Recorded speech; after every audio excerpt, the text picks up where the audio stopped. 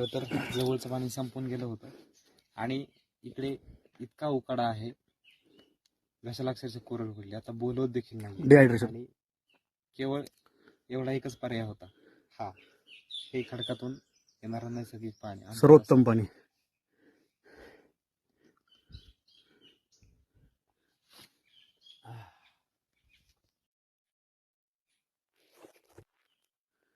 चौकशी थंड पण नैसर्गिक थंड. आत्मा शांत झाला. माझं गाड्यांवर आणि डोंगरदऱ्यांवर फिरण्याचा म्हणजे काय म्हणतात एक उद्देश हा पण आहे की इथलं पाणी प्यायला मिळतं.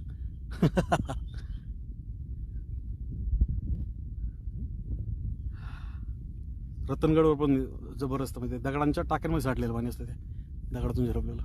त्यातून मला राहू द्या तुमच्या परत बरोबर आपण एक वाट खाली पाणी हा खाली तो. मी तुम्हाला परत एक आपण